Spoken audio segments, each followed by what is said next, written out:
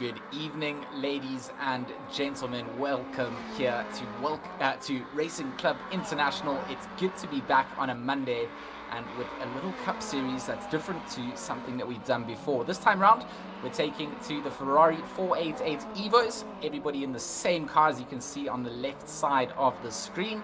And we've got a little multi-class format each time we go to the round. So 3 rounds to build up your points, and each round consists of 2 races. The first race, a 20-minute sprint, and then a slightly longer 40-minute sprint follows after.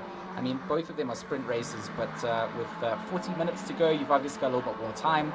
Joining me in the box today, a big treat, someone that I've worked with before on some sim racing things, but mostly done other titles and getting into the sim racing scene.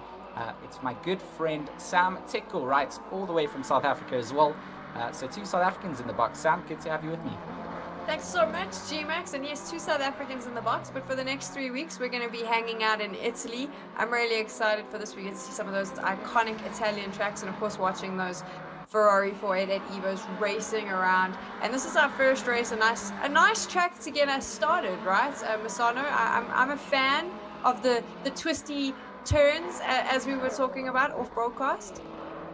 Yeah, it's a really nice technical track to start things off with. You got to really bring your A game here, and a circuit that doesn't really tend to have too much overtaking opportunities if you're doing everything right. Lots of opportunities to defend if you are the driver being put under pressure. So a lot of technicality that comes to the nature of racing here. So I'm looking forward to seeing what the drivers bring through, and of course getting to see what lap times come through when we do go over to the quali side of things. Obviously free practice, just a little indicator to see how the cars are handling the track temperatures and conditions at the moment.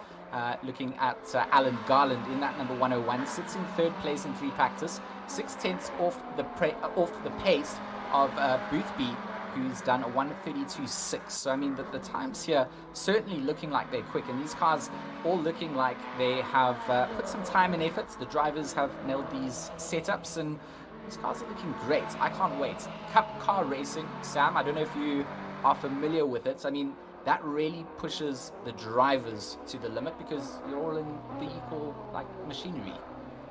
Well, that's the thing, right? It's an equal playing field, and it's going to come down to your driver ability, and especially on a track like this where, like you mentioned earlier, we've got that 20-minute race start. So what you're going to have to do is, as you get going, you're going to have to find your line, move a bit to the left, make sure you hit that first turn right, and then basically just dominate your lines and ensure, like you said, overtaking is a bit hard. So once you've ensured your lines, you know where your spacing is, you just want to go as quickly as possible and make sure that you get those turns and no one can come in and fight you for them. So it's really going to be about focusing, not making any mistakes, and having a game plan as you're going, because like you mentioned, there's no time.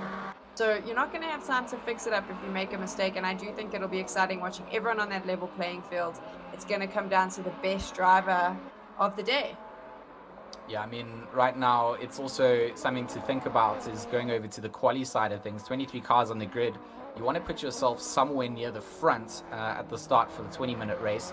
With 40 minutes to go in the second one, you know, you can maybe make up some positions. But in a 20-minute race here at a circuit like Misano, it's going to be a very difficult one to make up positions if you're on your A game and you get a good start. I mean, it's your race to always lose if you're up at the front. So I'm keen to see where the pressure comes in. A lot of names that we are familiar with in the Racing Club International scene.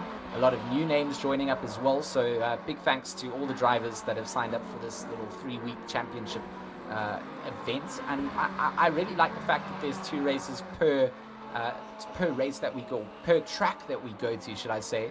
I feel like that really is going to push consistency. You know, if you only got 1 race per round, it's that or nothing. This time around, you've got to make sure that you score in the 20-minute race and the 40-minute race, and you need to do that in all 3 of the races that we go to throughout the little 3-race series. So I think it's going to really push people to the maximum. It's going to push them to the maximum. They're going to have to be consistent. You mentioned that we've got some new drivers. Obviously, we won't see them here, but they were getting ready to race, and they're quite excited. Some new fans, new sim racers who haven't competed, but of course, we will have some favorites here in the race that we're going to watch. And I always think that's great as well, that this is a great introduction. more people can come in. And I like the Monday night idea. Like you said, 2 shortish races every night. So it's not going to take up too much of your time over 3 weeks, and you can really learn a lot racing on those different tracks, being able to showcase where your skill lies. So I'm very excited to see where we start and ultimately see where we get at the end of these 3 weeks. Yeah, I mean, heading over to the qualifying session now, drivers going to be getting themselves lined up to dive out. 10 minutes to do quali, and we saw the lap times in practice 1:32s. It's going to take you a little bit of extra time to get out of the pit lane here, get around the track, warm up the tires. So you really only have about 7 minutes to play with to really set a quali time. So you can't afford to sit in the pits for too long, but also you don't want to get out and get caught up in too much traffic. So you see a little breakaway pack here up at the front, just getting themselves out into that fresh air. They want to attack this quali as quick as possible. They want to try and get as many laps in as they can. And a couple of drivers also just taking it a little bit easier. You see them peeling out of the pit box on the right side of the screen. But it's all about just getting that car up to temperature, putting yourself in the right place to be able to set a hot lap. And then, well, I would say not even a hot lap the first time out. You're going to set a banker lap, and then after that you can try and find a little bit more grip. It will get a little bit more grippy. You'll get a little bit more tire warmth out there as you push it. So the best lap that you're getting in there is probably the second lap that you've attacked out. So you're hoping to come in here fully prepared, warmed up from practice, so that you can just shoot it out. So on the back stretch here, you can just see some weaving going on in the background, trying to make themselves a little bit more spaced out as well. Just you don't want to get too bunched up. Maximilian Woolmuth, number 33, he's the lead 488 Evo here. He's going to be the man that does get to set the first lap. So a lot of pressure on him as we will follow him around for his onboard lap. He's going to come into the final corner here, and this will be the lead down to the start-finish straight. This will start his hot lap and give us an onboard lap here at Misano, down into turn 1, nice and hard onto the apex. Then you find the brakes, try and carry as much speed as you can through the twisties and the windy sections. Back onto the accelerator. You can see the pit lane on the exit on the left side there.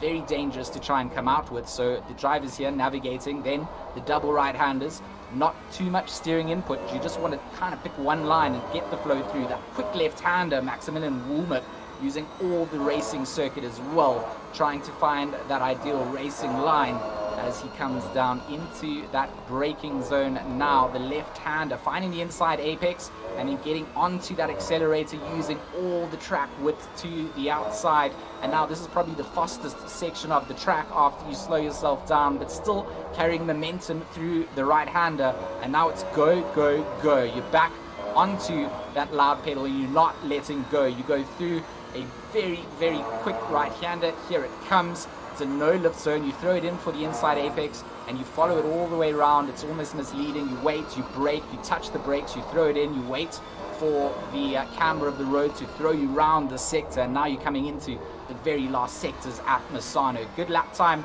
looking like it's on the clock here for Woolmuth as he comes down into the second last corner. One corner to go. Again, using all the curbs, but careful not to go too wide and invalidate that lap time. Woolmuth will go down over the line, and our first lap time will be a 1:33.6. Are you expecting a faster time to come out of some of these drivers, or what would your ideal time be? What do you think is a good time for Misano? I think in the 1:32s for sure. I think right now Boothby getting into the 1:32.5s. He's already back on that pace that he had found in practice. But I think definitely an extra second for a lot of these drivers that are getting these first laps out there. We said at the very start that banker lap is just important so that your mentality is that you've got time to now attack it and find time on your previous lap. If you mess up your first out lap, you then are in a terrible mental space. You have to then reset and know that you need to get a lap in.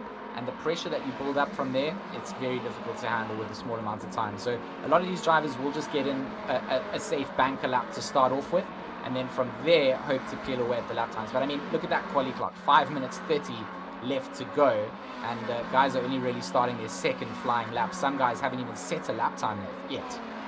So not a lot of time to get that good lap in, so you need to be pretty focused. You've got, like you mentioned, you go around once and then you need to be ready to potentially grab the best time you possibly can. Also, not a lot of very long open stretches on Misano. I think the longest is just over 500 meters. So it's really going to come down to, I'm presuming, G-Max, and correct me if I'm wrong, it's really going to come down to who's the best in the corners, who handles them the best, who finds those really good lines and is able to keep those lines throughout. Yeah, I mean, it's certainly one of these circuits that you have to be very, very apex dependent. You need to find those braking zones, and you need to then also carry that same momentum through the whole circuit. So one driver sitting on the back of your bumper through anywhere of this part of the track, you've got so much pressure sitting on you, and then that back stretch, I mean, it's maybe a little bit longer than 500 meters because that kink is really flat out, but it's not a lot of a straightaway compared to a lot of other circuits. So yes, you do have place to sit in some slip, but the real challenge coming to the end of that back stretch, that double right-hander to close out the circuit is really where people start to carry momentum or get onto the brakes at different points and start to push each other. So I don't expect too much to happen on that back stretch. It's most of the time a place that people close down to make the moves into the end of the lap, but I think you've nailed it exactly. I mean, it's all about making those corners, making sure that you've got every single apex down. Tocacelli here going over the line, goes up to third place with a 1:33.4, so a really good lap coming out from him. Still 9/10 off the pace. Boothby, he's found an extra 10. He's done a 1:32.4, and that's interestingly still quite a lot quicker than second and third place at the moment, Sam. I mean, 7/10 for Woolworth behind Boothby, and Tocacelli also 9/10 behind. So I mean, for the pole sitter at the moment, he's looking at these lap times thinking, this is okay. I mean, he's chilling in the pits at the moment as well. He doesn't feel any pressure. Martin Lawrence from the Connection Lost Racing, he's trying to answer back. So this will be interesting for me because Boothby's still sitting with that 1:32. No one else seeming to hit that yet, but obviously we're now watching to see if someone can. But it looks like for now, Boothby's grabbing that top spot. He'll be happy, like we mentioned, super happy with that. But I wonder if someone will be able to potentially put him at the post.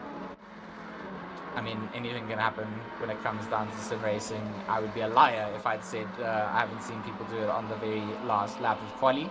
And even after the lap time expires, if you're out and setting a lap time, you're entitled to finish that. So you just have to make sure you cross the start-finish straight before the timer ticks down.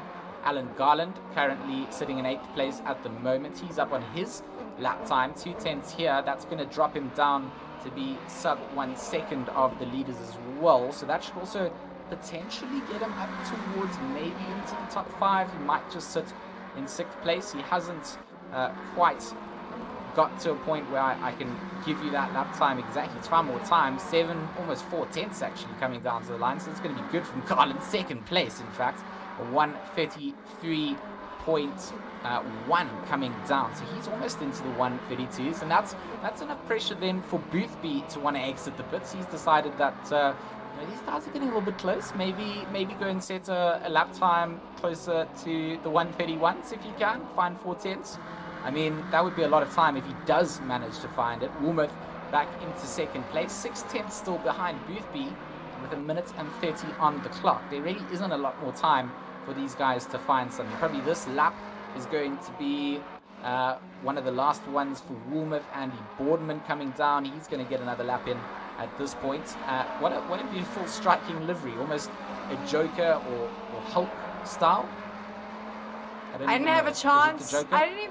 I'll have to take a quicker look. I was busy looking at all the stats, looking at those lap times. So I would go with Joker now that I've seen it. I'm gonna put my head on a chopping block and say it's more of a Joker vibe than a Hulk.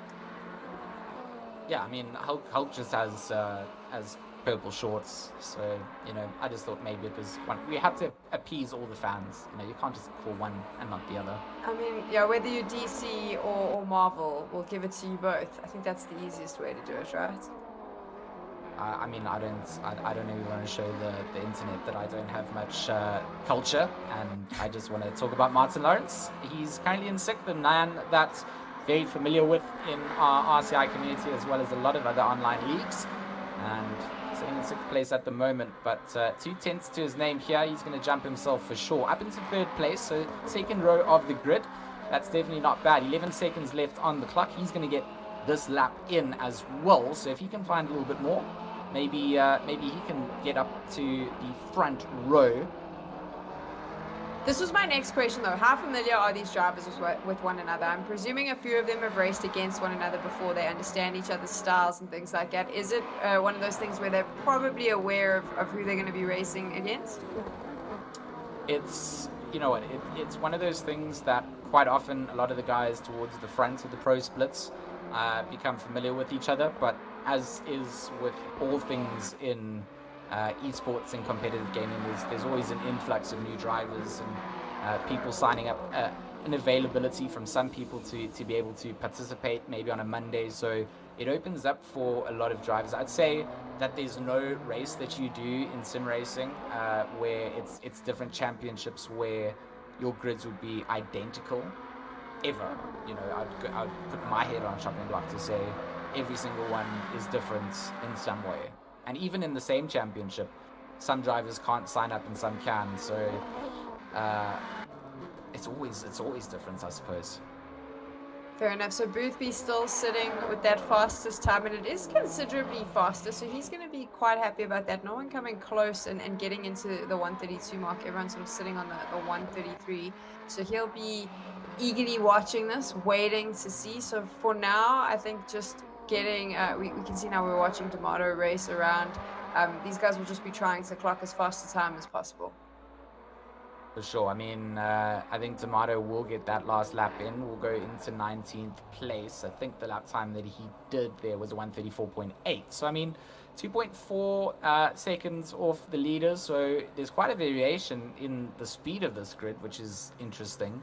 I mean, in a 20-minute race, I'm not sure if that's going to cause blue flag situations or people to catch leaders. But you can certainly be guaranteed the fact that there will probably be an incident where someone has to go into the pits and will come out, so there will be blue flag situations. But it's a big time variance from the front of the grid all the way down. But very, very interesting to see just how much of an advantage Boothby did manage to find there. I mean, almost 7/10 of a second over Woolmouth. Martin Lawrence, I mean, if you look down from 2nd to 7th place, I think that's a massive knife fight between the guys.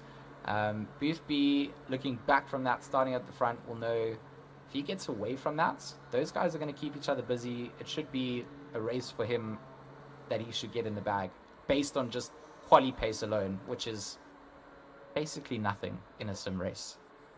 I mean, I think he was aware of this, right? So we knew that Misano, because of all those turns, he knew that sort of being in pole position will allow him to race out. If he can get ahead, he can find his lines. He's not fighting with anyone, like you said, that they're going to probably be battling it out there. That'll give him nice, smooth sailing. I think he was aware of that because the moments he was out in qualifications, he was pushing for that.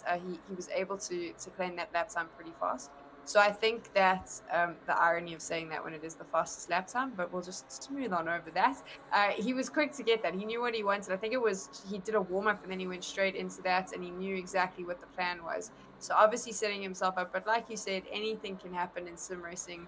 One bad line and he's going to, I think if he has one bad line, he's going to be fighting with, like you said, second, third, fourth, fifth, sixth, they're all going to be right on his tail. So it'll be interesting to see how this goes. It really will be. I'm excited to see the start sequence for sure. I mean, 23 cars at a circuit like this. It's interesting to say the least. And our drivers here will all be very much aware that you cannot have an incident in a 20-minute race. It will ruin your race. If you have to go in for damage or repairs, your race is done. If you mess up your fueling here, you under fuel or you over fuel, you're going to be seriously uncompetitive. So all around, you've got to make sure that you've prepared yourself for everything. Your car needs to be light enough that you finish the line or you've crossed the line with nothing left. We're going to have a look at our starting grid here, looking at the front row. George Boothby lining up alongside Maximilian Woolmouth in first and second. Then we've got Martin Lawrence and Alan Garland on the second row. Corentin Burgess and Ferdinand Kirchhoff line up on the third row. Igor Ogorognikov and Lorenzo Toccacelli on the fourth row. And then rounding out the top 10, Bart Matcha and Daniel Jose Georges. In 11th place, Neko Strauss. 12th starts Andy Boardman. The number 162 of Andreas Simon starts 13th. Martin Alba in that number 64 starts 14th. 15th for Christian Buchel. K. Elva Beering in 16th. 17th for Jan Matjes. David Gill in 18th. 19th for Gennaro D'Amato. 20th for Neil Pimlott. 21st for Wojtek Burgess. 22nd for Bertie Miro, 23rd for Matteo Richter, 24th starts Egon Quins, and rounding out our 25-car grid will be Walter Rotundo. Such a big field as well, so it's going to be a really competitive race. I love it. I love the passion. I'm excited to see how this goes down, George. I cannot wait for the start of this race. I must be honest, it's good to be back doing commentary once again. It's been a nice break over the end of 2020, but 2021 is going to be big for sim racing. 2020 was massive, and it's good to start off with a Cup series that is different to the usual Cup cars. I love Porsche Cup car series, everybody knows that, but I'm down for anything that's a little bit different. My name is George Smith, and of course I'm joined here by Sam Teko Wright. And we have the beautiful camera work being done by Jake the Boswell Bosmeister. He's the man that will be responsible for bringing us all the beautiful camera angles. 5 seconds on the clock now as we will begin the warm-up lap for the opening round here at Misano for the Ferrari 488 Evo Cup. RCI TV in partnership with Race Department, AK Informatica, and Race Face Speed Labs. Big shout out to our viewers for joining us. It's wonderful to have you guys here. If you haven't left a cheeky like on the stream, we appreciate all the support. If you haven't shared it with your family, what are you doing? Sam, you shared it with your gran? I shared it. I couldn't share it with my gran. But I shared it with someone else. So there you go. The rest of the fam has Everybody else is ready to go, and of course. Ferrari, man, the prancing stallion. Of course people want to watch us. I know you're a Porsche fan, but there's lots of Ferrari fans out there as well, so I'm sure they're going to be really excited because it's just non-stop, the herd of horses on the track. I like that. I like it. The herd of horses. I mean, like you said, it's certainly different to my love of Porsches, but the Ferraris are something that I have become a little bit more familiar with. I've actually driven in this new revision car because I've had to aid a little bit of practice for something that I'd signed up for but had no intention of being able to complete because I'm not going to be here. But it's a fun car to drive. It's got a great soundtrack when driving it, and I think that the drivers here are all in for a treat. I think our viewers are in for a treat. Race 1 here, of course, 20 minutes long. Then we go over to a 40-minute race. So there's not much difference. I know people will say it's not really a sprint and an endurance. Both of them are sprint races, but you've got to remember that all the points that you get rack up and count together. So you can't just have a massive race win in race 1 and then DNF in the 40-minute race. You need to just get consistent points. Make sure that you get it. We're used to hour-long races. Drivers are used to hour-long races. This is a split race. It's going to be different. It's going to be fun. And look at the size of that grid. Look at the liveries. It's a beautiful sight. It's Misano. It's 10 o'clock in the morning. The track temperature 22 degrees. So a little bit cooler. So these guys can really, really see that they can push these tires. You've got all the tire life in the world to use up here. You don't have to be conservative. It's going to be a flat-out sprint. So they're coming down to the final corner now. Sam, any final thoughts before, or the final couple of corners, any final thoughts before we go live here? I think this 2-race split is going to be really interesting. I do think the 20-minute first race is going to mean that you have to be very aggressive. There's no room for error. We're going to see very aggressive driving, very demanding on the drivers. 40 minutes, still a sprint, but it is going to allow you to potentially Sam, pick a winner. Pick a winner. Pick a winner. I'm not picking a winner. You have to. Pick a winner. You have to. George Boothby. I think that time is just not going to... I think once he's in the lead, he's going to fly. There we go. Who's your winner, Chief? Okay. Martin Lawrence. So we're about to go green here. The lights are going to drop. The green flags will go. And there we go. Green as Martin Lawrence with a phenomenal start on the back end there of Boothby. Tucked in. Boothby will have the line coming into turn 1. He gets a lovely start off the line. He's going to force Woolmouth and Lawrence to fight it out for P2. But it is the number 75 with a phenomenal start, which he needed. He's not going to be contended coming down into the first complex, the corners, but behind him, that traffic is looking oh so menacing. 2 cars wide, I'm sure, coming through. That complex, the corner, is going to be dangerous, to say the least. But it is George Boothby to lead us away here at Misano. He's had a brilliant start ahead of Woolmouth, who has managed to hold off the likes of Lawrence, who's then settling ahead of Kirchhoff, Garland, Burgess, Ogorodnikov, Matcha Boardman, and George is rounding out the top 10, coming into the end of the first sector. We called it right at the start, and we said if you could get out ahead of the pack and you could just keep your lines. The door wide open. Sorry, Sam. Woolmouth leaves the door wide open there, and that allows Martin Lawrence to slide himself up into second place there. Big mistake coming out from Woolmouth, and it is small mistakes like that that can be costly here at Misano. That pack there, everyone is very close together behind Boothby. You can see that if you don't get these turns right, if you don't get these lines right, someone is going to take advantage. They are going to quickly slip past you. This is nice for Boothby though, because if he just keeps it up in the front there, he doesn't have to worry about what's going on in the back. Lawrence is going to have to fight hard now, because he's going to want to try and break away from that clump of drivers that you can see in that 3rd, 4th, 5th, 6th, 7th position that are kind of all just sitting there. They can smell him, and they want him behind them. Yeah, I mean, Ferdinand Kirchhoff here, he's got the pressure coming on. He's got Garland behind him.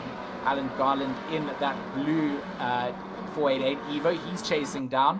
And then, I see a drive-through penalty actually being awarded out to Strauss there. So we'll get some feedback on that a little bit in just a little bit. Right now, Ferdinand Kirchhoff, a lot of curb being used up there. He slowed himself down just a bit. Does Garland get a run out into the small little straightaway before the left-hander? Does he leave the door open down into the braking zone? He doesn't. There's not a car length there, but that blue Evo is tucking right up, and just behind them, the likes of Burgess and Ogorodnikov also just waiting to pounce on these guys. Boothby 2 seconds ahead of Lawrence at the moment. What a start from him. I think it was a good prediction from you, Sam. He's just having a runaway race at this time, and showing us that his quali pace certainly could come out into the race as well. This is the benefit of Misano. Like we said, if you can get out early, keep your lines clean, you'll be fine. But I don't think we can ride off Lawrence just yet. I do think that he might be able to clean it up. Right now, he's a little bit worried about Woolmouth, who's sitting behind him. But if he can just create a little bit of space between himself and 3rd and 4th, he should be good. But like you said, he's just flying. If we're watching Alan Garland now, he is sniffing. Look at that. He is trying so hard to just find a space to that's wide. That's wide as well. So Alan Garland putting a lot of pressure onto Kirchhoff, and that is making so much pressure on the driver in front. Martin Lawrence also seems to be struggling with a bit of pressure at the moment. He's dropping off the pace, 3.1 seconds off the leader as he tries to defend off of the likes of Maximilian Woolmouth behind him in that number 33. The chase is down. The 171 here doing a good job to stay competitive and stay defensive, but as he has to go defensive, he loses time to catch that leader. So at this point, these guys all really need to work together if they want to catch up to Boothby. But that man is checking out Sidemax Motorsports. I mean, what a dominant team those guys are. And George Boothby, no person to not live up to that name. Right now, they are just having a dominant first race. Martin Lawrence in the number 171. But look at these lap times, Sam. I mean, when you look at those times between them, Woolmouth is half a second behind Lawrence. Kirchhoff 3/10 off of Woolmouth. 4/10 is Garland behind them. Burgess 3/10 behind. Ogorodnikov 3/10 behind. Matcha then 6/10 behind. 4/10 behind is George's. Boardman 1.7 seconds then, so he leads that second train of cars. But then it's 7/10, 4/10, 6/10, 2/10, 4/10. There's just no time between them as we ride on the back there of Martin Lawrence's 171. You see the pressure being applied. Woolmouth wants to find a way past these. In the background we see a big spin coming off as someone has lost control of one of their Ferraris, and that's going to put them out of the running. A tiny mistake will lose you one position. A spin will put you at the back of the grid. This is the problem though, right? When it's this close and when you can see all these cars piled up, instead of focusing on what's in front of you, you're so busy focusing on what's behind, which means, like you said, you're either driving defensively and you're not able to close the gap, or it forces you to feel the pressure and potentially make a mistake. We didn't see what the spin out is, so we don't actually know what happened there, but it becomes very much a matter of having to get out of your rearview mirror, focus what's in front of you, and try and figure out a way to make some space. I think Lawrence at this point is starting to get into that exact place where Woolmouth isn't putting all the pressure on him. There's a car length or two, but it is the braking zones that it seems the number 33 seems to be finding some kind of an advantage.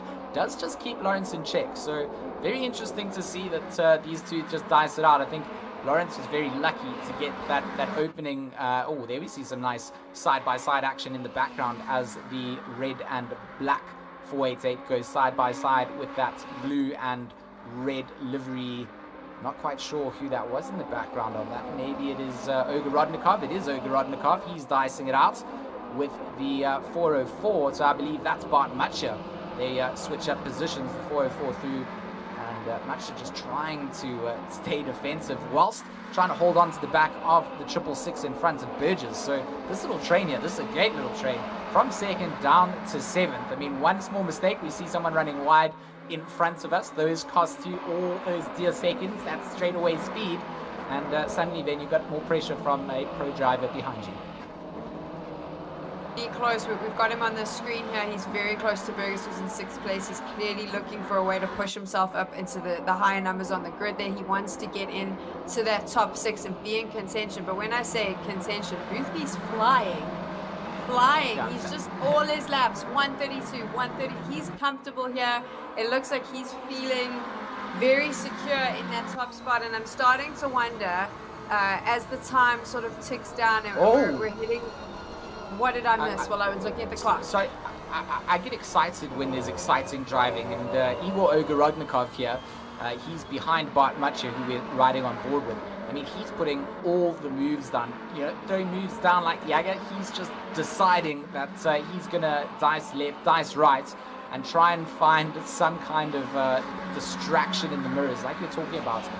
Bart Matcha, a driver who is very experienced. He's not going to just fall. He's not going to fall down to sort of moves like that. But it really is difficult. Ogorodnikov, he overcooks it in the background. There goes for a big oversteer drift slide catch, and that will give the breathing space back over to the 404. So it kind of pressure works in both ways. You can put pressure on from behind, but you're sitting in very, very dirty air if you're sitting behind the driver in front. You lose a bit of front end stability. It's so easy to get a wash, and that pressure that you're putting on then works against you. Martin Lawrence up at the front, he still leads on Woolmouth, but these two, I mean, they continue to cost themselves time to the leader, but I feel like we've made peace with that, and it's just a 2-car or a 7-car battle going down to Ogorodnikov as well from here. This is the problem. It's not a problem, but it is the tricky part of Misano, right? It's like you saw with Ogorodnikov, you've got to take the risks because you need to overtake, but sometimes when you take those risks, it is a risk that maybe doesn't pay off. It was the case there, and this is now the thing as well, is once you have that space and you have those lines, like we see with Boothby, it's easy to just completely pull ahead of everyone. So these cars that are sitting in second, third, fourth, fifth, sixth, seventh, they're going to now have to start taking those risks, and it's where it gets a little bit scary because you could potentially have those mistakes that come into play when you start trying to do those overtakes. Look at that though, you just see them, all those Ferraris so beautifully lined up, and not a single red one inside. Yeah, no. I mean, right at the back, I think Ogorodnikov's slowly starting to catch up to that pack, but no, just iconically red Ferraris, that's for sure. Some beautiful paintworks coming down as Woolmouth and Kirchhoff, I mean, they must be running in the same team. They have identical liveries coming down. Martin Alba here in that number 64 for the AOS Sim Racing Black team. He's in 11th place. He's chasing down Simon, trying to get himself up into that top 10. Buchel putting pressure on from behind. Tocacelli all over the back end then of Buchel. So that's creating a bit of a break for Alba in front of them. But behind them, Jan Matthias, David Gill, D'Amato, all into the same sort of talk that we had from second to seventh, all with the ability to maybe get a couple more points here in the opening round. But we're at that halfway mark pretty much. 10 minutes left to go of race 1. George Boothby leads us away. Sidemax Motorworks, number 75, 8.2 seconds clear of second place. Martin Lawrence fights off with the likes of Woolmouth and Kirchhoff, Garland, Burgess, Macha, Ogorodnikov, Boardman, and Simon to round out the top 10. Interestingly enough, George Boothby sitting in that top spot. I think his best lap was a good full second faster than anyone else has been able to clock so far, which means he's going to possibly, if he keeps driving like this, smooth sailing for him the rest of the way. So it is now going to come down to that battle in the second pack. Martin Lawrence is obviously there. We can see him now. He's fighting to just keep his space there. But Woolmouth is sniffing him, and behind Woolmouth, everyone else is sniffing them. Yeah, I mean, Woolmouth and Kirchhoff, they are certainly getting into this. Garland putting pressure on. Burgess is on the back end. Macha there as well. Ogorodnikov, he's closed down on this. One little mistake that he had, he's able to close down because, the cars in front of him are... that's very wide for Kirchhoff. Kirchhoff going to take out one of the timing boards. Does he lose out any more than that? I don't think it's going to be a position. It's not going to be, but Garland is going to see the mistakes coming down and know that he needs to just up the heat, put the pressure on. That 101 is going to start to try and force those errors out now, and this is the time to do so. 8 minutes left to go of the race. You do not have time to play with. You need to make a count. You've got the 40-minute race coming up as well, but you know that you're in shot of just getting an extra position. It's so close. Look at Ogorodnikov in the background there, getting a little bit scrappy over the anti-cut curves. Everybody pushing as they can here up to 8th place.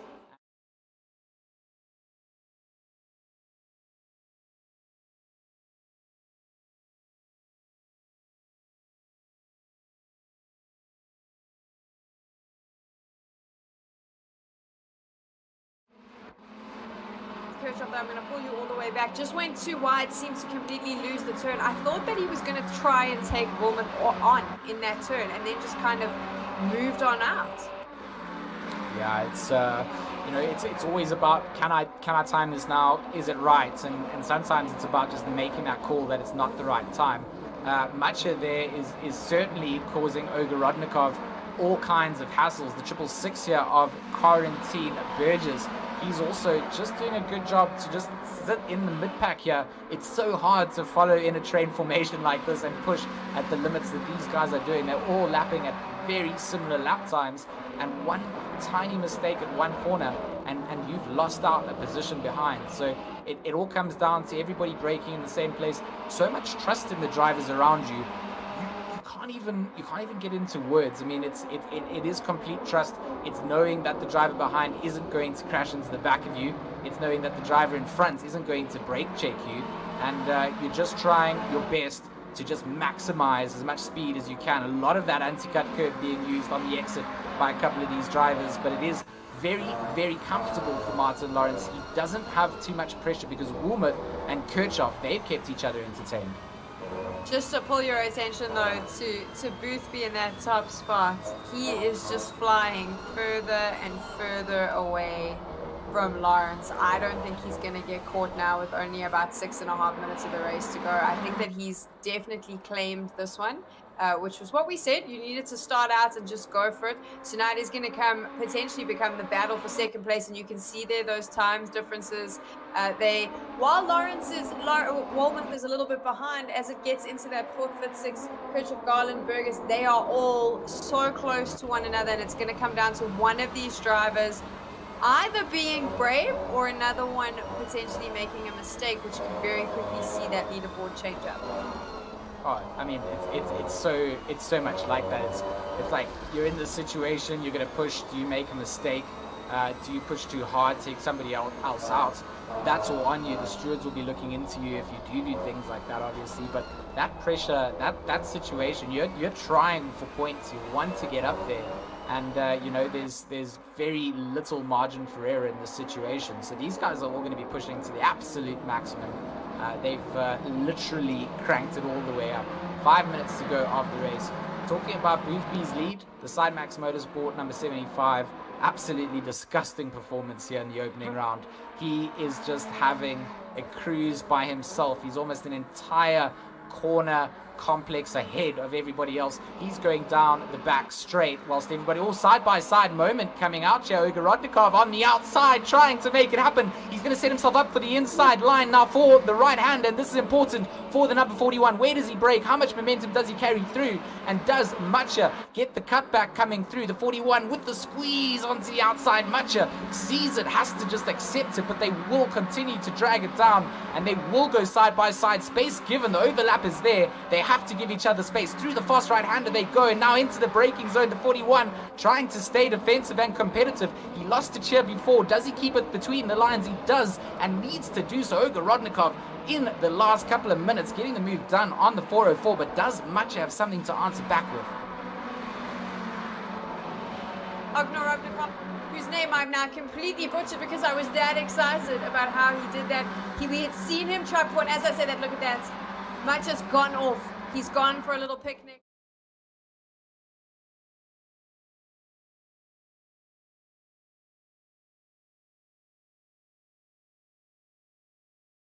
Commentators maybe, but what impressive driving from car 41 there. Brave. We'd seen him try to be brave before and he didn't quite get it this time. It worked out, and he's now been able to push himself up into that 7th position, George. Oh, he has, and Andy Boardman here, he senses something as well. He knows Macha's lost the position then to Ogorodnikov, saw him run wide out of the exit down at the start-finish straight, and now he's trying to have a look. The number 69 in that Joker liveried 488, putting pressure onto the Connection Lost Racing 404.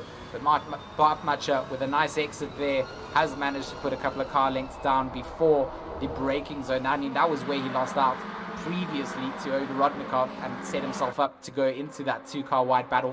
But great respect being shown between both cars. They gave each other the space. They were alongside where they needed to be alongside, and you know, that's what you want to see. You want to see something being planned. Ogorodnikov had lined it up, and right now Bart Macha with that excursion, that little safari as you said, that's put him off the ability to be able to put the pressure back onto Ogorodnikov. But up at the front, I mean, it's still 3/10 between Woolmouth and Lawrence. Kirchhoff is 5/10 behind Woolmouth. Garland 7/10 behind Kirchhoff, and 4/10 from Burgess to Garland. So I mean, those guys are all literally, you can see them in the distance as we come around on that camera perspective.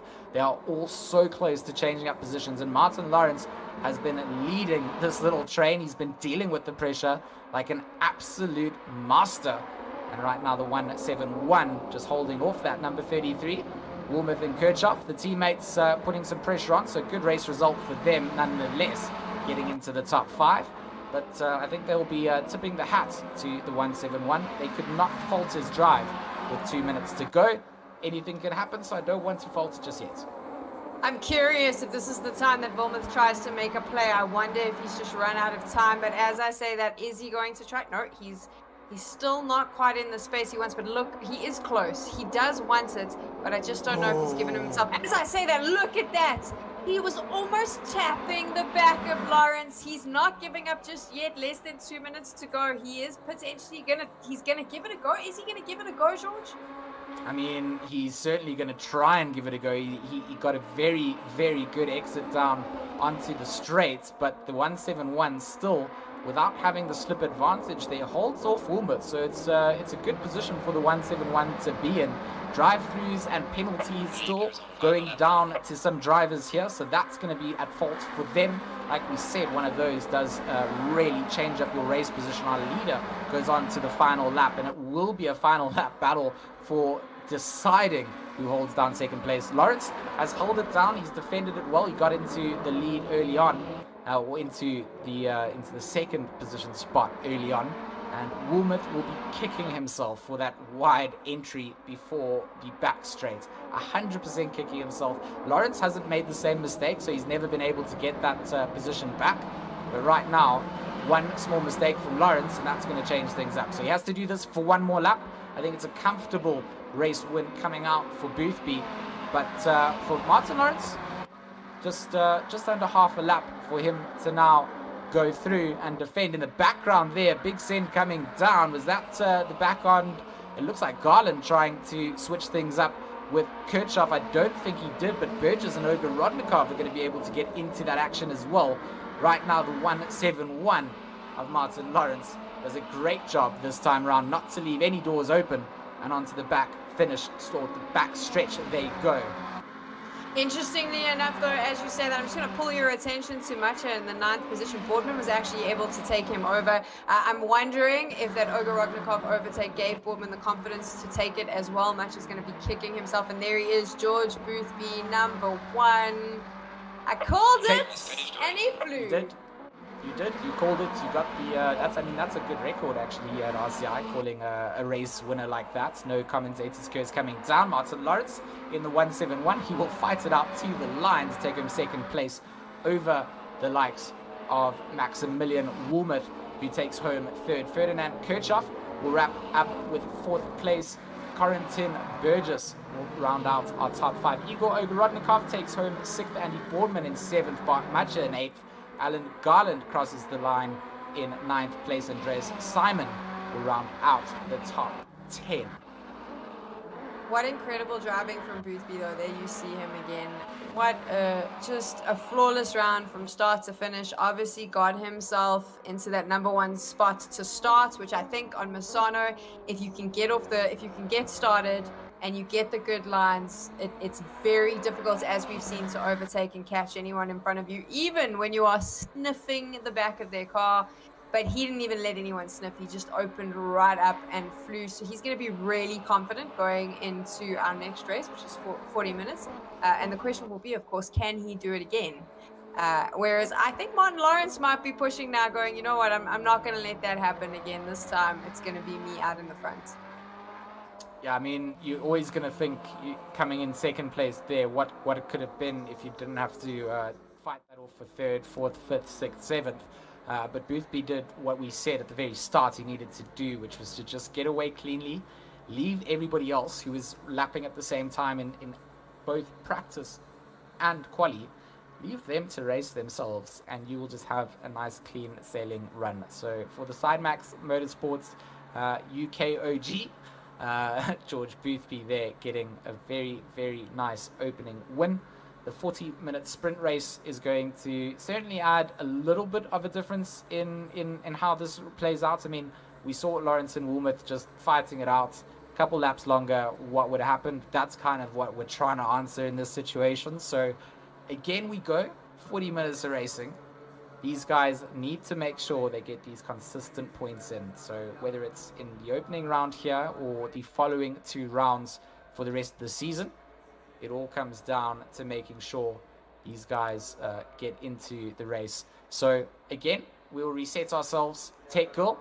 We'll get ourselves all ready for round 2. Weather-wise, temperature-wise, things can be different, and I'm excited to know whether this is going to play an effect. Do the guys make sure they load up into their correct starting race setups? The previous one, you're running a little bit lighter with the 20-minute race. Now you've got to make sure you've got the fuel for the 40-minute. You don't want to run out.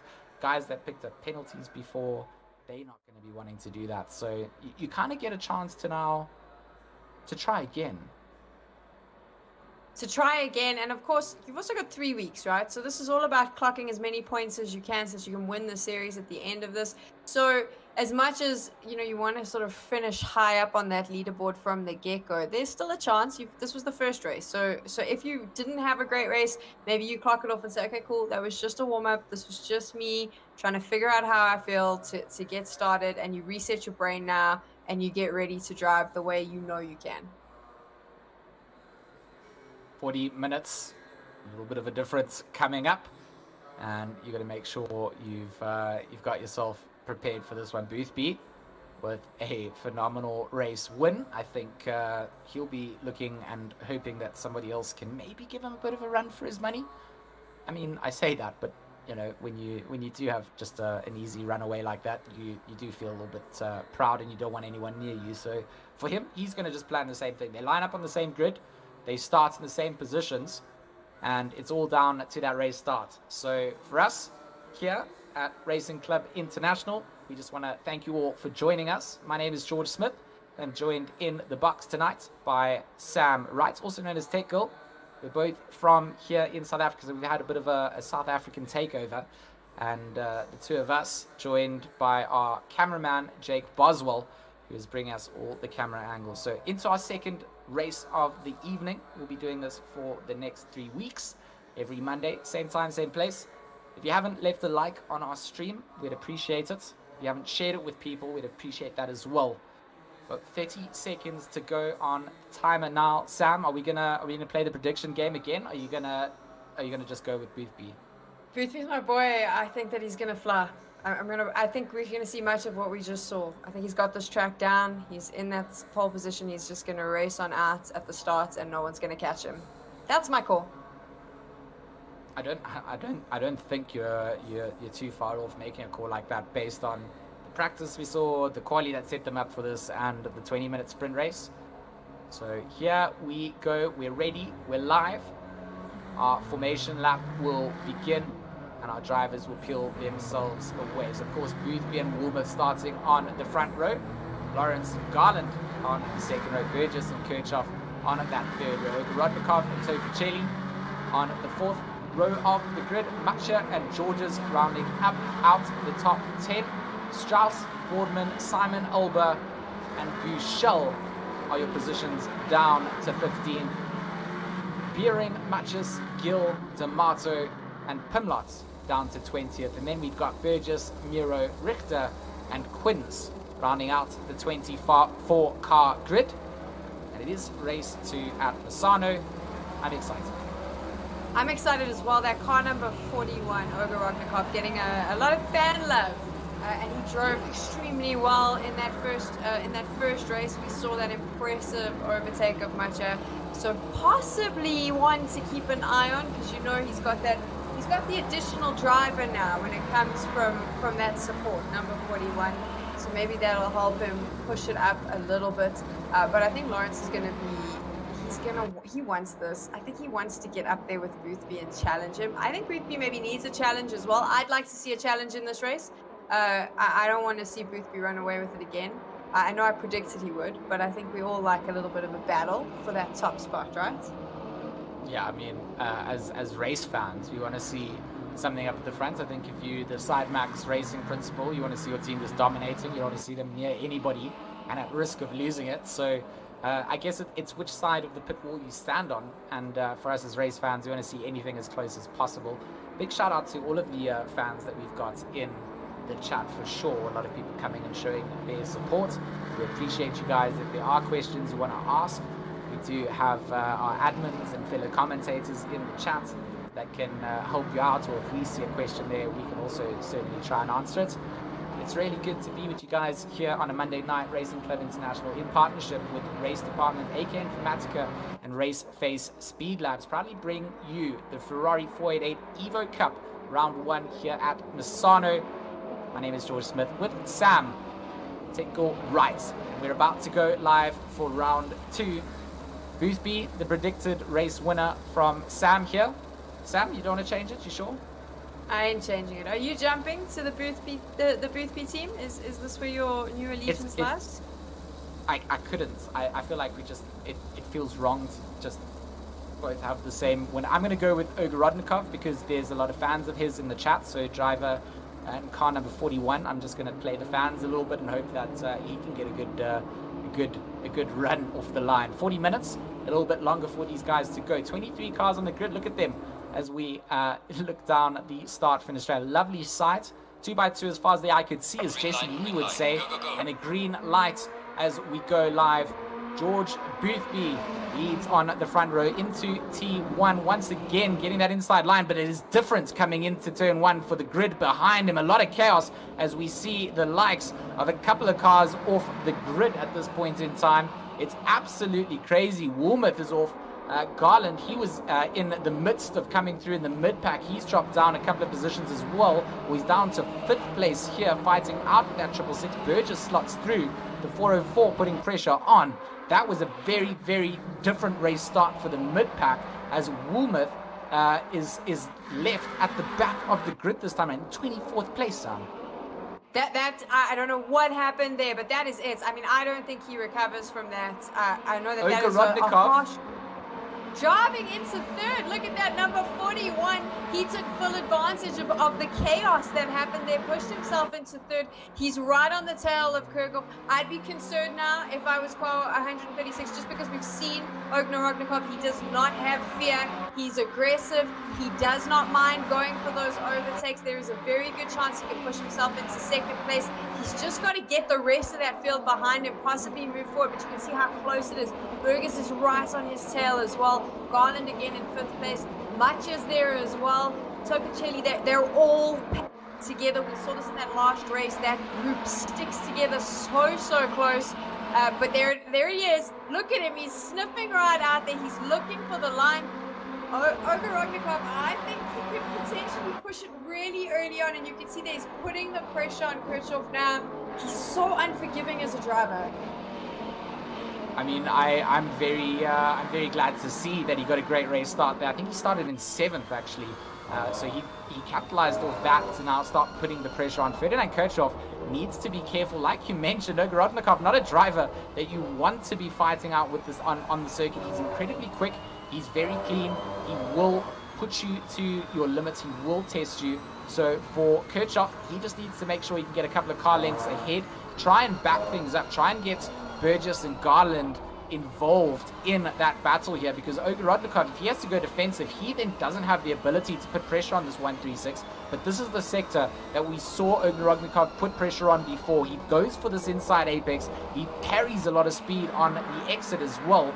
And then he tries to put as much pressure down into the closing phase of the circuit. This time round, he's not going to be close enough to Kirchhoff to take full advantage. But without being held up down in like P10 this time round, he certainly has a lot more free air to play with. And these two drivers are getting themselves away from Burgess and Garland. So it's going to become a two-car battle if they continue. Look how close he is. He's following. He's getting the apexes. He's carrying speed through. That 136 has to go defensive, and that's going to cost him time. This is where Ogorognikov will shine and start to put that pressure on even more.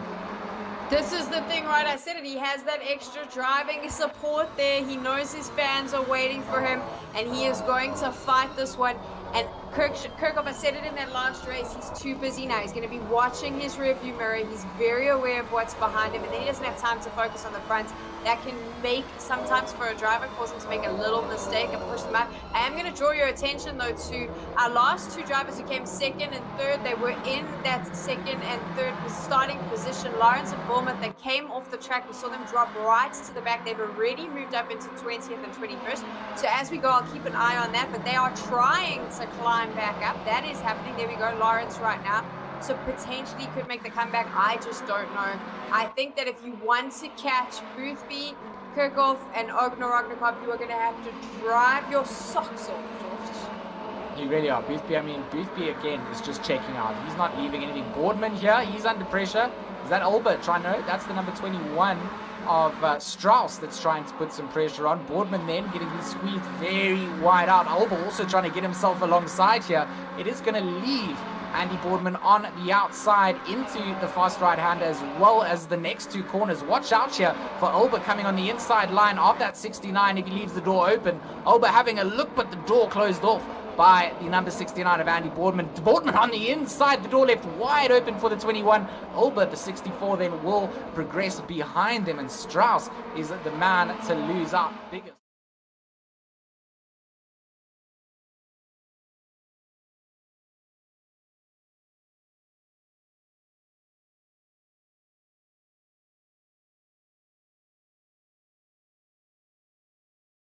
The 404 then in the background as well. Bart Matcha, he's going to continue to fight out. He's got George's, that 777, having some pressure onto him. So early on in the race, the 20-minute race, he had to deal with the pressure from Ogorognikov. This time around, it's going to be the 777 of George's. This RCI Ferrari 488 Evo Cup is reminding me of what happens when I get to the end of my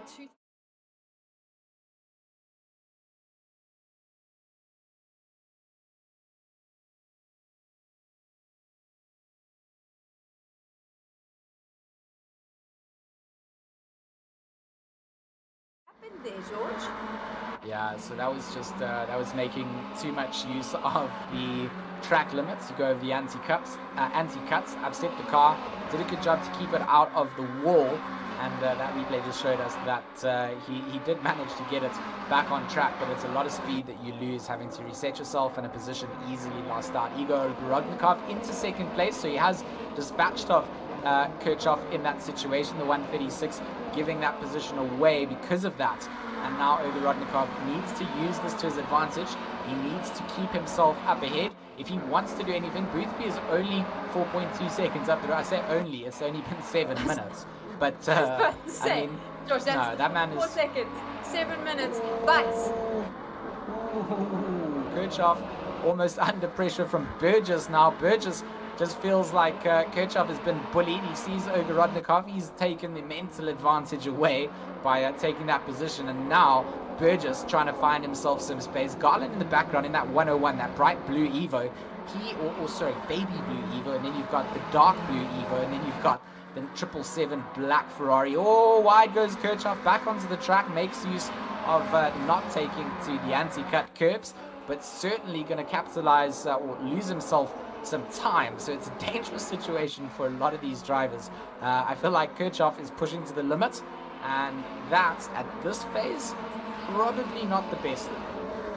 He's a 1.5 seconds off the pace of Ogorodnikov now, and this is the thing about being in that second position with Boothby reasonably further ahead of you. You've got all that open space, and that is what's happening now. When you have the open space, you can choose your best lines. You're not contending with other drivers, and this is going to allow you, if you get those lines right, to really just, and as I said, that the gap is going to get bigger, which means it could potentially become a battle for that first place if he can catch up to Boothby. I don't know if he can, but this is it's really good driving for Ogorodnikov. And I do want to pull your attention to Lawrence in 16th position. He is trying to make his way back to where he was. He sat in the top 3, second in the last race. He's fighting hard now in 16th. I don't know if he's going to be able to do it, but we'll keep an eye on him as well. Yeah, I mean, Daniel George is in that 777, does make his way past Bart Matcha on screen in that 404. So very good drive coming out from the 777. Didn't have to wait too long to get past the 404. Burgess in that 666. Very different livery for sure, with the, I don't know, it's like a purple, like a matte purple, with the white and then the black, which is then glossy. So it looks quite cool. I quite like it. We're all in racing 666.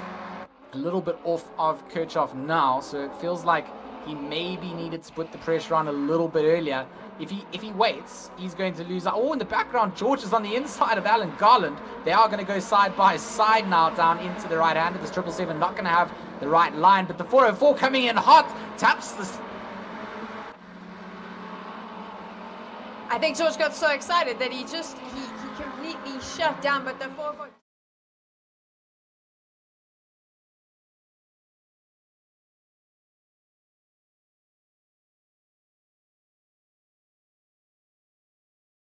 Race goes on. Taking a look, look how tight it is. All of these guys driving. Matcha's down into 7th place.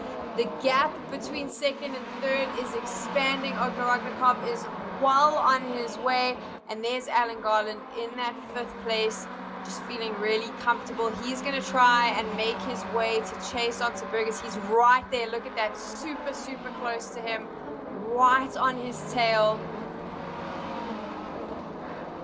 Garland wants this. You know that he wants this. And here we go. This whole pack here, from 5th, 6th to 7th, this is where it gets pretty scary. This is what we need to be a little bit worried about.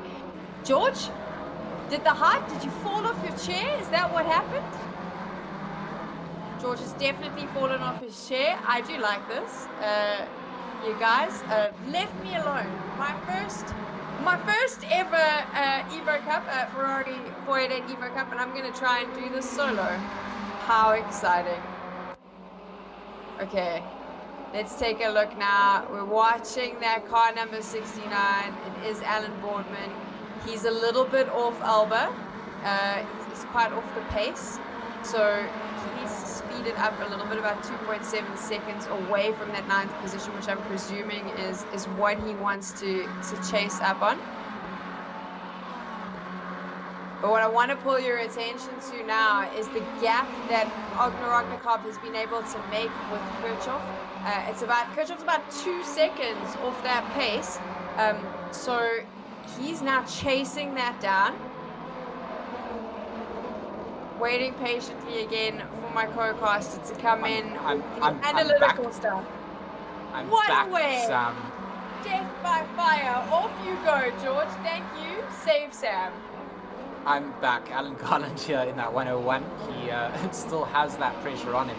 But yeah, apologies from my side. My electricity went out and we're back again. So Alan Garland on screen and focused up. I'm just getting myself back set up with my timing sheets to bring you all those analytical bits and pieces. But that 6-second gap between Boothby and Ogrodnikov just keeps increasing. So an extra 2 seconds between the last time we checked in. So even though Ogrodnikov got in front, he's now struggling to close that gap down to Boothby, which I think is indicative of the pace that Sidemax Motorsports number 75 Ferrari is lapping around at currently.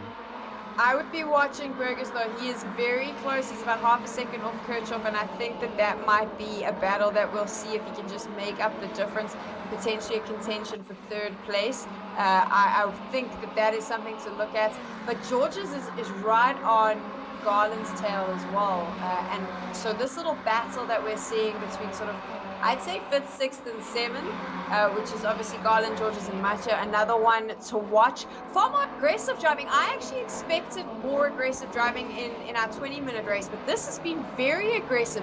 A lot of these drivers taking big risks, and as I see that, you see Georges on that inside turn there, desperately trying to find a way to just contend with Garland. We talked about it at the very start. I think the biggest thing here for the drivers is knowing that after that 20-minute race, you kind of come into this going, well, oh, I need all the points that I can. I've now actually got the ability to get a couple of extra ones. As we look back here, Beering and Martin Lawrence, it's Lawrence just trying to make his way through the field. So he's amongst a cat amongst the pigeons. He's a little bit faster than everybody else, but it's such a difficult circuit to get past. It means that you can't really use your pure speed advantage when you are getting backed up into traffic. You're having to try and make your way through cars safely. It's not the easiest place to be in. Jan Matches here in that Sended squad. And that's Andy Boardman with a big Sended squad himself. He's going to take that line. Matches over the curb. Someone's going to take some anti-cuts there in the background. It looks like it's going to be Strauss. Everybody survives, but they are going to go 3 cars wide in the background. 256, the 21, and the 32 now down into the left-hander. The inside line then for Matches will be there. Andy Boardman leads away, a 3-pack of aggressive stallions in the background. And this is a great little shootout coming down. Nico Strauss trying to find a way through. That number 21, he's just seeing this in front of him. He knows that drivers going alongside are going slower. They're making space for one another, and that gives you the opportunity to capitalize. So he needs it. He's got the double slipstream. He's tucked right in behind the 256, and he's now electing to go round the outside. Not always the best way to try and go around the 256. Going to make himself as wide as possible as well. Beautiful bit of driving coming in from Jan Matches, not allowing that 21 to take advantage of the run that he got down the back of that back stretch of road.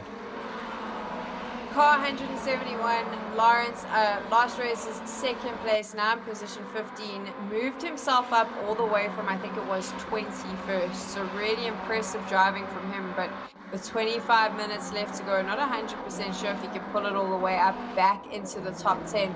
Right now though, that we are watching much as he's right on the tail of Buchel, very, very close. We've moved on to Kirchhoff, who's actually, I wasn't paying attention to Kirchhoff earlier on, 3.6 seconds away from that 2nd place. That distance is getting a little bit bigger, too big for my liking actually, if Ferdinand wants to be able to contest Ogorognikov later down the line for that 2nd position.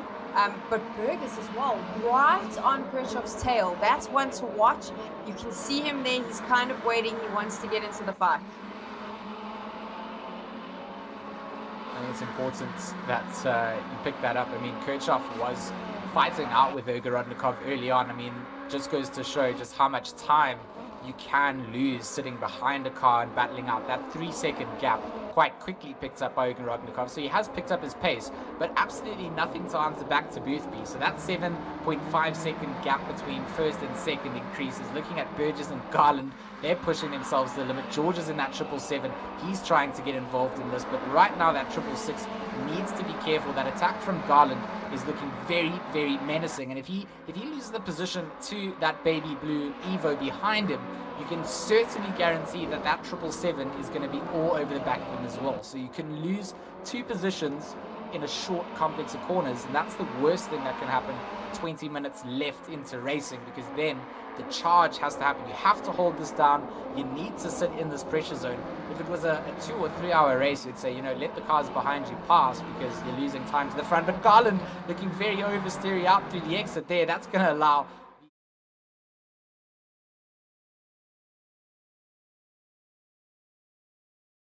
he's going to catch it here. You'll see the 101 just getting a low. It was actually a little tap coming down. Ooh. So luckily he saves onto that moment. It's a place on the racetrack that the snapback can happen and you can quite quickly be facing in the wrong direction. But that has then cost both of them that.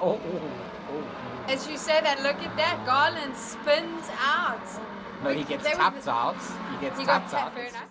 Yeah, let's just call it a spade a spade. Did a spin. Okay, so let me know, as the sim racing noob now, I mean, I'm presuming that is going to definitely be, someone's going to get into a little bit of trouble for that, maybe? The 777, you can see there's actually slowing down to give the position back. So the stewards will look into that. They'll see that the 777 has slowed down to give the position back, but they have then lost out to the likes of Olga as well in that situation. So for them, it's a net loss.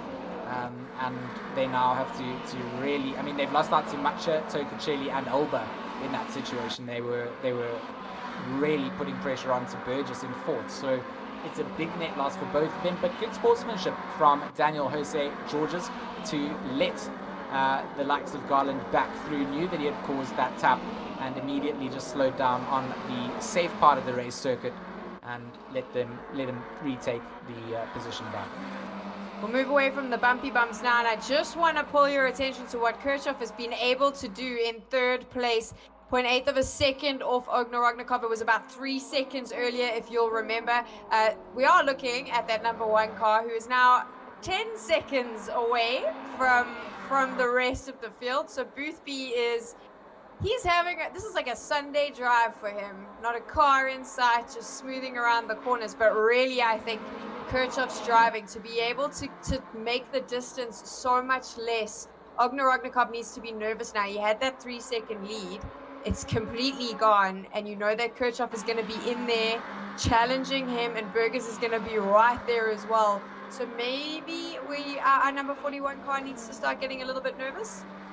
I mean, it's very close. I mean, 0.8 of a second, you can see that the mistake was made, because that gap between Boothby and Ogorodnikov then shows that something was made. That 3 seconds was given to Boothby, and then Kirchhoff made it up. So Ogorodnikov made that error, and he needs to then be careful of the attack that comes in from behind, because Kirchhoff and Burgess come into this charge together. It's a 2-man army for 4th and 5th behind him, or sorry, for 3rd and 4th behind him, that will come into this. So they're already pushing themselves to a limit at the moment. If Kirchhoff does get pressured and over defends against that 666, that will be good for Ogorodnikov, but they'll know, like right now, that 3 second gap that disappeared.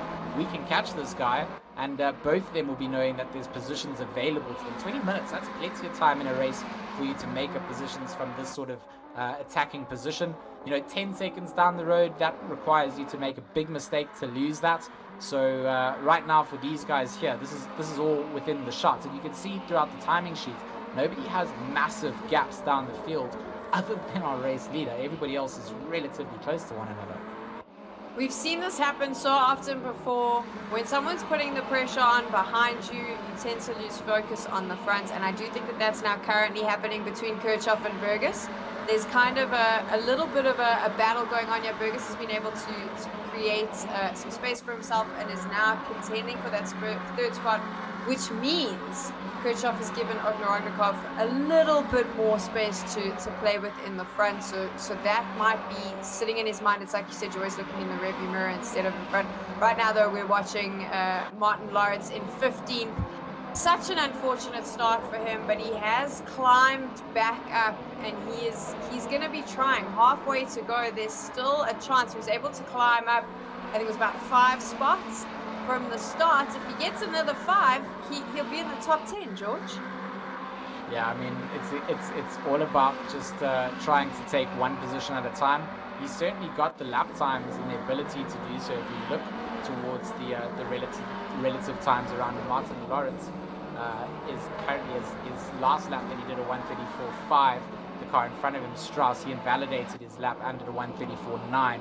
So he made a mistake coming through. 1:34.8 coming out from Matches in front of them. 1:34.5 is relatively where Lawrence is, but he's sitting in some traffic. His best lap at 1:34.3. So certainly able to try and do something, but it's not just raw lap times that you can use here. Matches is feeling the pressure of Strauss, but that then gives you the availability of these cars in front. So the 256 here really defends and sets the tone of what's going to happen behind. The more that he slows himself down, the closer that Strauss gets, the closer that Lawrence gets. And you can see that Quince in the background is also there.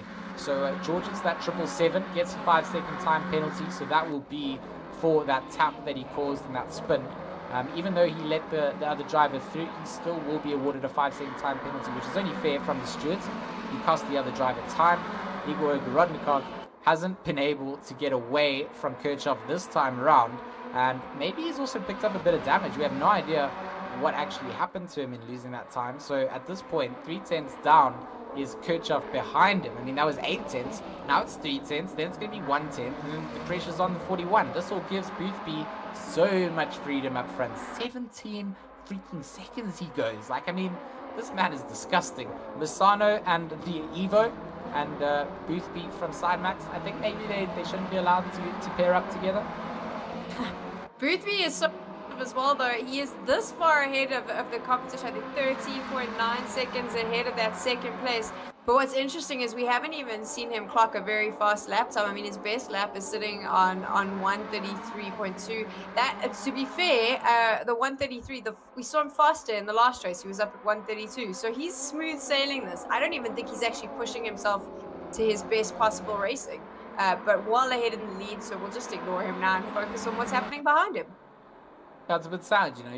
You get a massive lead like that, you don't get too much race time, but we do get to talk about you every time we mention just how filthy it is that you can just gap times like this with drivers of this caliber in the pro split. So, I mean, guys going to have to really go to the drawing board if they want to answer back in the rounds to come. At this point in time, it has always been that race for second place, and right now it's second, third, and fourth, all trying to fight for that exact spot. Number 41 of Igor Ogorodnikov holds it down. 16 minutes to go into our second race here at Misano for the Racing Club International Ferrari 488 Evo Cup Round 1. My name is George Smith, joined in the box by Sam Wright, and of course on the cameras, Jake Boswell. Sam, are you having a good days of racing? A good night of racing, should I say? I mean, I'm not going to lie. I think I probably felt at one point a little bit like Ogorodnikov feels right now, which is that my palms are getting a bit sweaty when you fell off your chair and disappeared for a while. But I'm feeling a lot more comfortable now watching this. Interesting for me as well, because I quite like the stats. We didn't get to see, because somewhere along the lines that car number 41 lost some sort of time. We saw it happen on the leaderboards, but we didn't actually get to see what happened with Ogorodnikov.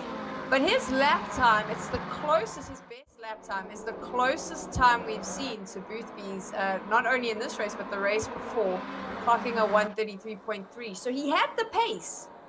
He was up there and he was getting the pace, so we're still not 100% sure what happens. And now that I say that, he's really like the gap between him and the rest of the field. He's shut right down.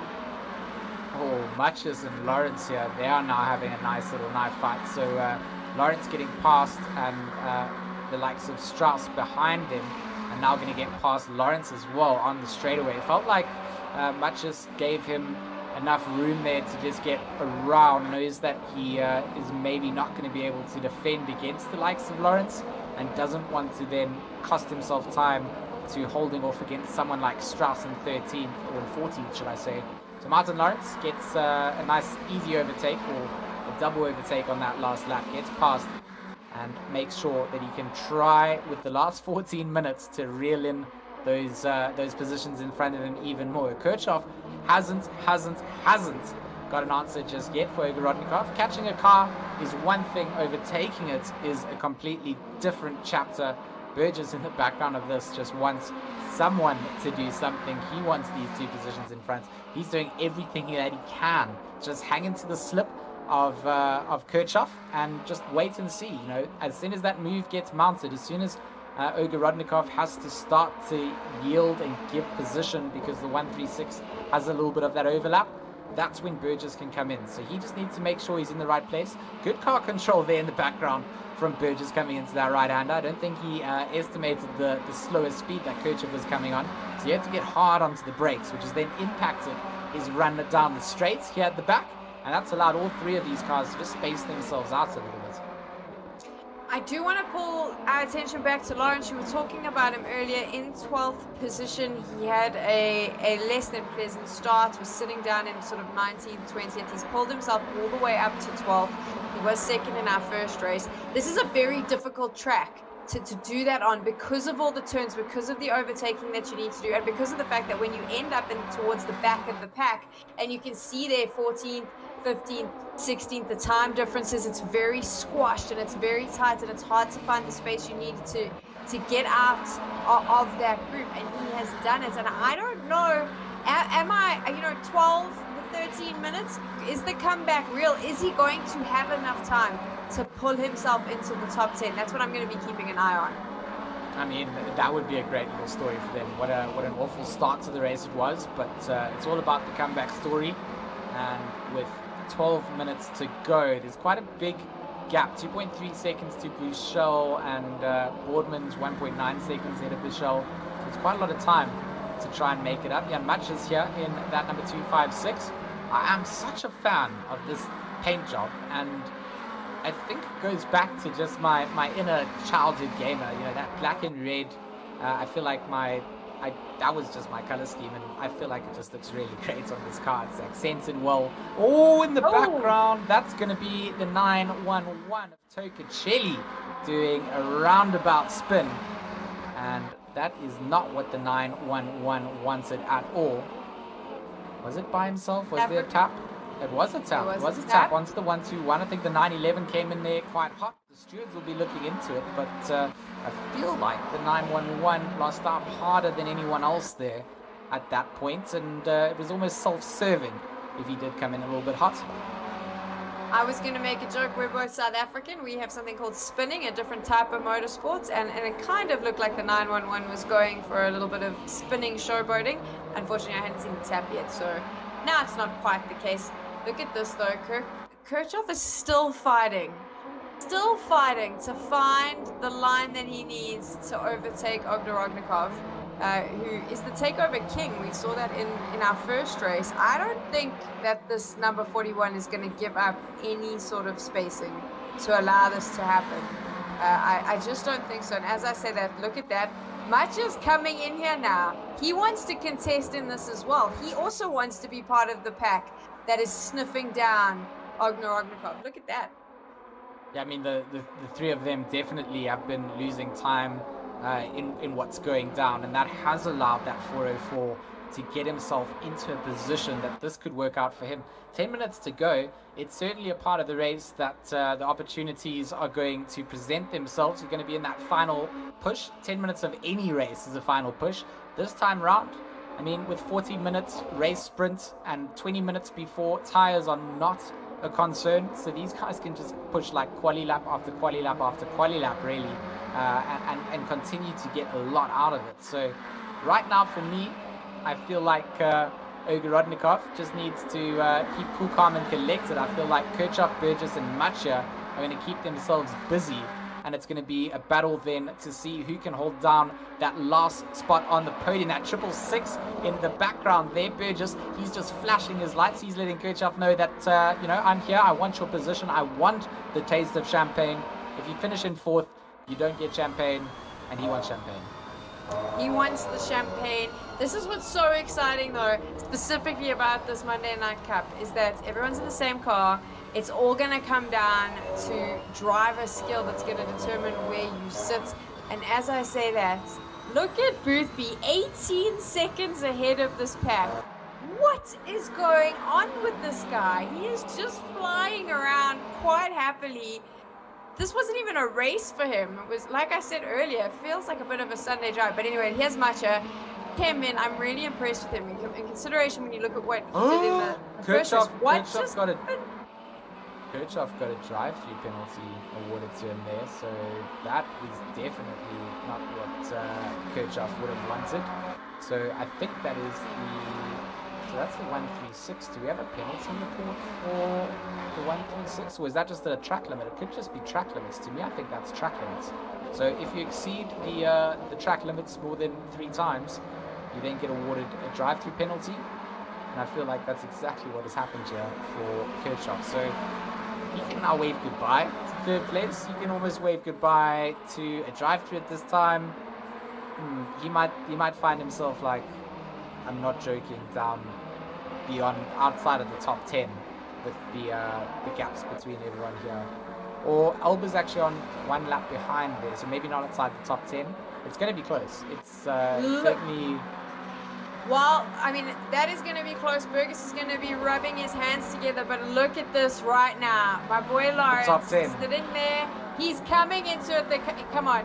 I feel like he had a bad start. I want to see this come back, and he is there. He is contesting. Bushels needs to be scared. Oh, that is... Lawrence he's going to go hungry. on the inside. He's going to go on the inside here. He's got the run. He's going to set himself up. Can't do it yet. Does take the smarter move. Won't get the car stopped to go on the inside of the 32. But the door is open there from the 32. He's left it wide open. The 171 now. Side by side they go. Giving each other the room. On the anti-cups goes Martin Lawrence. Will be fighting for the outside line now down into the left-hand side. But it will be given up to him then by Buchel. Leaves the door open, and will Lawrence get the swoop through? He does manage to get the car turned around in the apex, and a much better exit than Buchel. Brilliant bit of driving coming out from Lawrence, and Teko will be smiling. The 171 gets promoted up into the top 10 with 7 minutes to go. I thought that it was an unfair start. My heart broke for him. He was our 2nd place driver in the first race. And look at that, pulls himself into the 10th spot. Incredible driving from him to be able to pull it all the way back from the back of the field. He moved halfway through the field. I think that you got to shout it out for him just from the sheer grit and determination he had to get in there. And also no gasps from me. Normally when I hear G-Max gasp, my voice goes very high. You heard it earlier, so I do need to apologize. This time, I stayed cool and air punched. I mean, right now, Burgess, that 666, he's been promoted up into that 3rd position spot. But Matcha, he hasn't left that chart. So Kirchhoff serving that drive-through penalty. He's got, Okorodnikov, he's into 3rd place. So that is a definite change up for position. Here it comes. The move on the inside. Oh, the 666. Brilliant bit of move into turns 1 and 2. And just absolutely destroys the exit there. Okorodnikov left out hanging like the washing, and also then being contested by Matcha. Has to go for the inside line. Does Matcha get the run down here as well, trying to get a sneaky little double maneuver done there and leave Ogorodnikov wishing that he had filed a police report. That is daylight robbery right there. Burgess, what incredible driving. He had been on the back end, we saw, for quite a while, trying to fight, trying to get into that mix. He wanted to be on the podium, like you mentioned. He wanted a little bit of champagne. And then, once he was on 3rd, that wasn't enough. He wanted to be higher, and he's done that. But Matcha as well, incredible driving from him. I don't think we can write him off just yet. Ooh, he went very wide in the background there as well, so he needs to be careful. If he wants to do anything, he needs to hold on to the back of Ogorodnikov for the next lap or so, and then plant and try and get a maneuver done. Carrington Burgess, I mean, he's just run away from that attack that he had done on Ogorodnikov. He now doesn't have too much to worry about. Martin Elba, big positional changes for him, up into P5 with some pressure coming out from that 101 of Garland. But the two of them then 4 seconds up the road of Simon. So it's just a 2-car battle for them.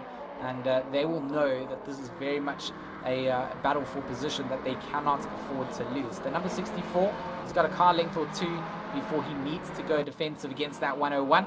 Needs to make sure he can do this for the next 2 or so minutes. well, 4 minutes really. We see it at the top, but at least 2 minutes, because then they'll go on to the last lap. We'll see where we stand. But Martin Olber doing a good job at the moment to just stay in that top 5. Staying in the top 5, but got a bit of a battle if he wants to even contest with Macha. I think there was a good, at one point there, 5 seconds or so that he needed to make up. Veering over here now, down in 14th. Let's take a look. What is he up to, George? He's trying to get past the likes of Matches here with the cutback coming through. That was very swish driving, and leads Matches to believe he was going to go on the outside. So Matches leaves the room, the door open. That's going to let the 272 get alongside for the right-hander, which then also sets you up for the braking zone right-handers. So the 272, very, very clean maneuver, gets himself past Matches, and will be still down the road of Woolmouth, but behind them Kirchhoff, the man who had to serve that drive-through penalty. Look how far back it put him. He was driving around in P3. He's now in 15th, trying to get 14th back from Matches. 3 minutes to go, the 136 on the charge, and certainly out of position in terms of pace. He should be ahead of these drivers. So just on raw pace alone, he should have that advantage, but needs to keep a cool, calm, collected head. Cannot afford to make a mistake. Cannot get awarded any sort of penalties from the stewards here in being brash trying to get through. So has to be very, very patient. And with 2 minutes on the clock after being in P3 and now in 15, it's hard to say that patience is going to be easy. I don't think patience is going to be easy, but I'll tell you who's pretty... I don't even know if he'll be patiently waiting to cross the finish line in the lead, or if he's now tired of zooming around all on his own. But there he is, Mr. George Boothby. I think it's like some absurd amount, like, yeah, there we go, 23 seconds ahead of everyone else, and he's just gonna fly on down happily around his last lap. Look at him go. What a masterclass. We're going to get another lap in here, Sam. This man is so fast, he's going to get another lap in here for us. So the drivers all out on the circuit here need to prepare themselves to defend a little bit more. The likes of Simon here in that 162. He's got Boardman to go against for another 2 laps. Currently sitting in 7th place for the Chromix.org team. And that number 69 of Boardman, looking like it is, it kind of looks like it just doesn't fit on the grid with the way that it's painted. It's so bright, it's so wild. Kind of makes me love it more, I must be honest. Bright and wild, number 69. I couldn't ask for more. It's your favorite number. Here's your second one, 666 Burgess in that second spot, trying very hard now to fight off Ognar Ognikov. We were told in the chat that Ognar Ognikov was actually having some trouble with his tires, but he is right there contesting for that second spot. He wants it back. You can see this is the thing. Oh, very close.